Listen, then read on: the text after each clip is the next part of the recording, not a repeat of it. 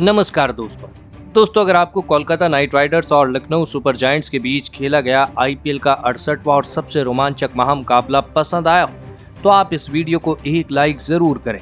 इस वीडियो का like target 400 likes का है, तो दोस्तों इस वीडियो को आप दिल से लाइक जरूर करें। दोस्तों आईपीएल 2023 के 68वें और सबसे रोमांचक महामुकाबले में फिर एक बार आईपीएल इतिहास की दो सबसे बड़ी टीमें एक दूसरे से भिड़ी। इस बार नीतीश राणा की कोलकाता नाइट राइडर्स के सामने कृणाल पांड्या की लखनऊ सुपर जायंट्स की टीम खड़ी थी। आपको बता दें कि इस रोंगटे खड़े कर देने वाले महामुकाबले में कोलकाता के कप्तान नीतीश राणा ने टॉस जीता और पहले गेंदबाजी का फैसला लिया और लखनऊ की टीम को पहले बल्लेबाजी करने के लिए आमंत्रित किया। उसके बाद रनों की बारिश करने के इरादे से लखनऊ के दो दिग्गज ओपनर बल्लेबाज मैदान में उतरे।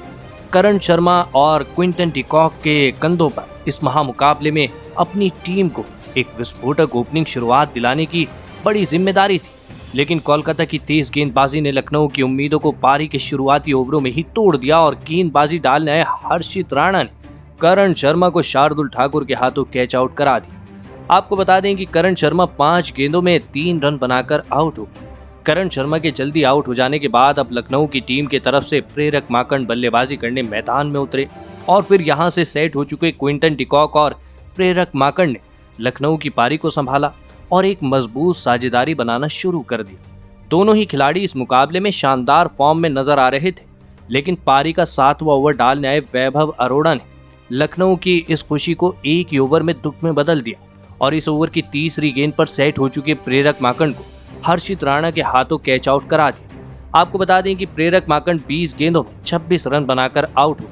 जी हां दोस्तों, वहीं उनके आउट हो जाने के बाद बल्लेबाजी करने आए मार्कस स्टोइनिस को भी वैभव अरोड़ा ने वेंकटेश अय्यर के हाथों कैच आउट करा दिया। आपको बता दें कि मार्कस स्टोइनिस बिना खाता खोले ही आउट हो गए। वैभव अरोड़ा की एक ही ओवर में मिले 2 विकेट के चलते अब कोलकाता की गेंदबाजी लखनऊ की बल्लेबाजी पर पूरी तरह हावी हो चुकी थी।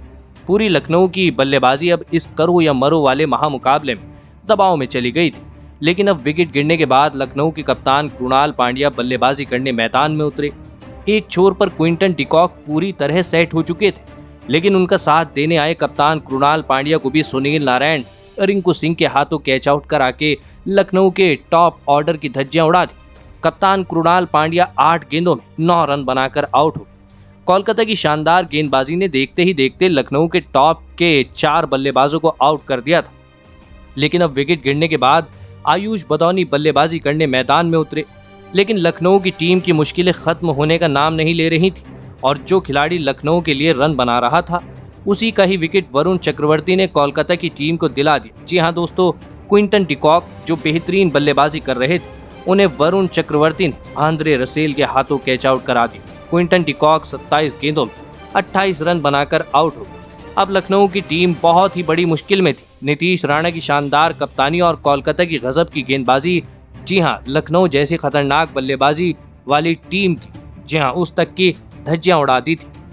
लेकिन अब विकेट गिरने के बाद निकोलस पूरन बल्लेबाजी करने मैदान में उतरे और दोस्तों आपको बता दें कि निकोलस पूरन ने आते ही अपनी पहली 3 गेंदों पर 2 चौके और एक शानदार छक्का लगा दिया। जी हां दोस्तों, और फिर आयुष बदौनी के साथ मिलकर निकोलस पूरन ने लखनऊ की पारी को जी हां संभाला और एक मजबूत साझेदारी बनाना शुरू कर दी। निकोलस पूरन इस मुकाबले में बेहतरीन फॉर्म में नजर आ रहे थे। देखते ही देखते इन दोनों ने अपनी अर्धशतकीय साझेदारी भी पूरी कर ली। निकोलस पूरन और आयुष बदौनी ने मिलकर लगभग पारी के 17वें ओवर तक बल्लेबाजी करी और अपनी टीम को 147 रनों तक पहुंचाया। लेकिन फिर पारी का 18वां ओवर डालने आए सुनील नारायण ने सेट हो चुके आयुष बदौनी को शार्दुल ठाकुर के हाथों कैच आउट करा दिया। आयुष बदौनी 21 गेंदों में 25 रन बनाकर आउट हो। जी हां, आपको बता दें कि आयुष बदौनी का विकेट निकालने के बाद कोलकाता की गेंदबाजी ने फिर एक बार इस मुकाबले में वापसी कर ली थी। लेकिन अब विकेट गिरने के बाद कृष्णप्पा गौतम बल्लेबाजी करने मैदान में उतरे, लेकिन पारी के 19वें ओवर की पहली 2 गेंद पर 2 शानदार छक्के लगाते हुए विस्फोटक बल्लेबाजी कर रहे निकोलस पूरन ने अपना अर्धशतक पूरा कर लिया। लेकिन इसी ओवर की तीसरी गेंद पर एक और छक्का लगाने के चक्कर में विस्फोटक बल्लेबाजी कर रहे निकोलस पूरन वेंकटेश अय्यर के हाथों कैच आउट हो गए। निकोलस पूरन 30 गेंदों में 58 रन बनाकर आउट हो गए। तो वहीं इसी ओवर में बल्लेबाजी करने आए रवि बिश्नोई को भी शार्दुल ठाकुर ने क्लीन बोल्ड कर दिया। रवि बिश्नोई 2 गेंदों में 2 रन बनाकर आउट हो गए। अंत के ओवर में जिस बल्लेबाज की लखनऊ को सबसे ज्यादा जरूरत थी, इसी बल्लेबाज के आउट हो जाने की वजह से अब लखनऊ की टीम दबाव में थी।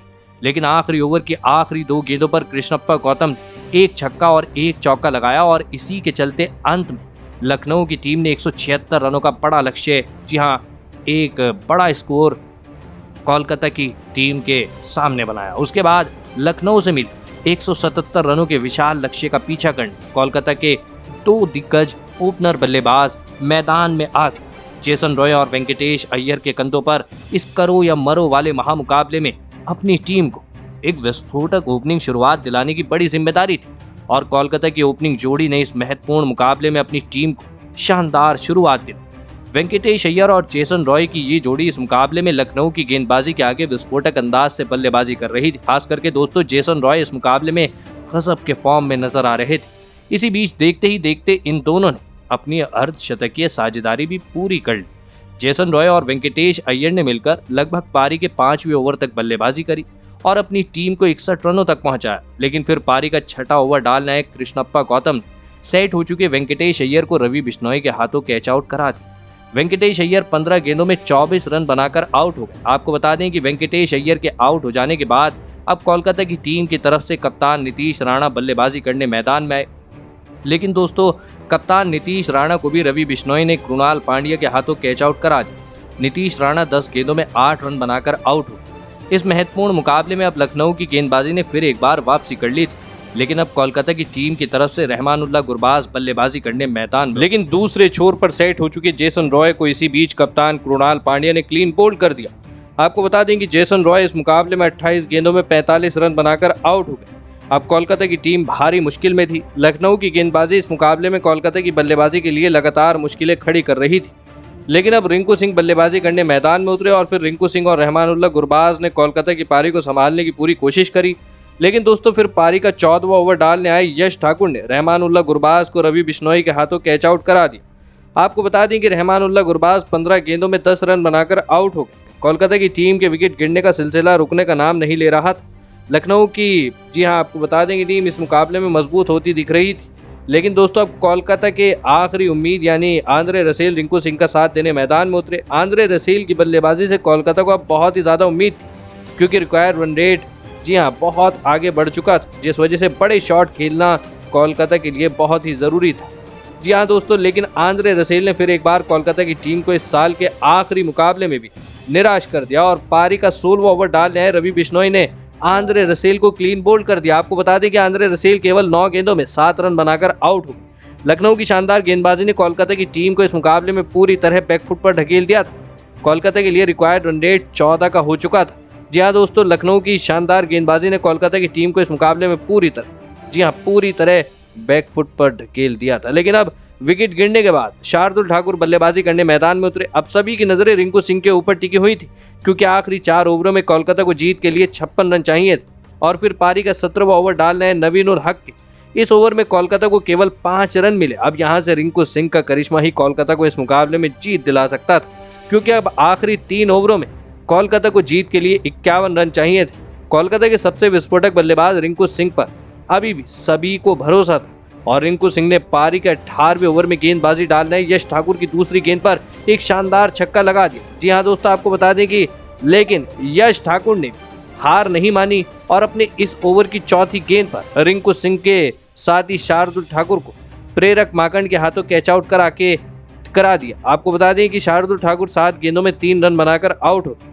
तो वहीं इसी ओवर में बल्लेबाजी करने आए सुनील नारायण को नवीन उल हक ने रन आउट कर दिया। आपको बता दें कि सुनील नारायण 2 गेंदों में बस 1 रन बनाकर आउट हो गए। तो वहीं यश ठाकुर की इस ओवर में कोलकाता को केवल 10 रन मिले, जिस वजह से अब आखिरी 2 ओवरों में कोलकाता को 41 रनों की आवश्यकता थी।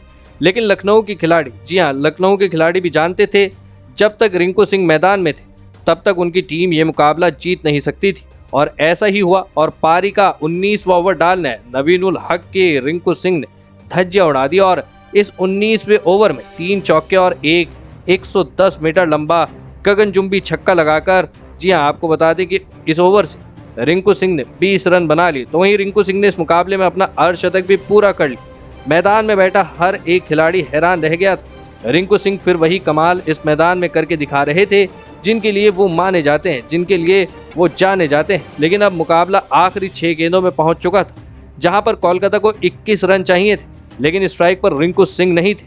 जी हाँ दोस्तों, ये आखिरी ओवर डालने आए यश ठाकुर ने स्ट्राइक पर खड़े वैभव अरोड़ा को केवल 1 ही रन लेने दिया, जिस वजह से अब 5 गेंदों में कोलकाता को 20 रन चाहिए थे। लेकिन अब रिंकू सिंह स्ट्राइक पर आ गए थे। लेकिन दोस्तों आपको बता दें कि रिंकू सिंह को स्ट्राइक पर देखकर यश ठाकुर दबाव में चले गए और उन्होंने वाइड गेंद डाल दी, जिस वजह से 5 गेंदों में 19 रन कोलकाता को चाहिए थे। लेकिन दोस्तों यश ठाकुर ने इस मुकाबले में वापसी करते हुए इस ओवर की दूसरी गेंद पर रिंकू सिंह को एक भी रन बनाने नहीं दिया, जिस वजह से अब आखिरी, जी हाँ, कोलकाता को आखिरी 4 गेंदों में 19 रनों की आवश्यकता थी। लेकिन उसकी अगली गेंद भी, जी हाँ, अगली गेंद पर भी यश ठाकुर ने रिंकू सिंह को एक भी रन बनाने नहीं दिया, जिस वजह से अब 3 गेंदों में कोलकाता को 19 रनों की आवश्यकता थी। जी हाँ दोस्तों, अभी भी सबको भरोसा रिंकू सिंह के ऊपर था, लेकिन उसकी अगली गेंद पर यश ठाकुर ने वाइड बॉल डाल दी, जिस वजह से अब 3 गेंदों में कोलकाता को 18 रन चाहिए थे। और स्ट्राइक पर खड़े रिंकू सिंह ने एक शानदार छक्का यश ठाकुर की अगली गेंद पर लगा दिया, जिस वजह से अब आखिरी 2 गेंदों में कोलकाता को जीत के लिए 12 रन चाहिए थे। रिंकू सिंह की बल्लेबाजी देख सब हैरान रह गए थे, लेकिन अब कोलकाता को 2 छक्के जीत के लिए चाहिए थे और 2 ही गेंद बची। लेकिन इस ओवर की 5वीं गेंद पर रिंकू सिंह ने शानदार चौका लगा दिया। लेकिन दोस्तों आखिरी गेंद पर कोलकाता को जीत के लिए 8 रन चाहिए थे। मुकाबले में कोलकाता की टीम हार चुकी थी, लेकिन इसके बावजूद आखिरी गेंद पर भी रिंकू सिंह ने एक शानदार छक्का लगाया और अंत में केवल 1 रन से लखनऊ की टीम इस मुकाबले में जीतकर प्लेऑफ के लिए क्वालिफाई हो गई। लेकिन दोस्तों इस मुकाबले में भले ही लखनऊ की टीम जीत गई हो, लेकिन रिंकू सिंह ने इस पूरे साल के आईपीएल सीजन में सभी का दिल जीत लिया है। जी हाँ दोस्तों, रिंकू सिंह ने इस मुकाबले में भी 33 गेंदों में 67 रनों की एक शानदार पारी खेली। आपको बता दें कि अकेले रिंकू सिंह ने कोलकाता की टीम की तरफ से लखनऊ से वह भिड़ गए थे, लेकिन रिंकू सिंह अंत में अपनी टीम को नहीं जिता पाए। रिंकू सिंह ने सबका दिल जरूर जीत लिया है। तो दोस्तों आप रिंकू सिंह के इस साल के अद्भुत और शानदार प्रदर्शन के लिए उन्हें 10 में से कितने अंक देना चाहेंगे? आप अपनी राय नीचे कमेंट में देना बिल्कुल भी ना भूलें। धन्यवाद।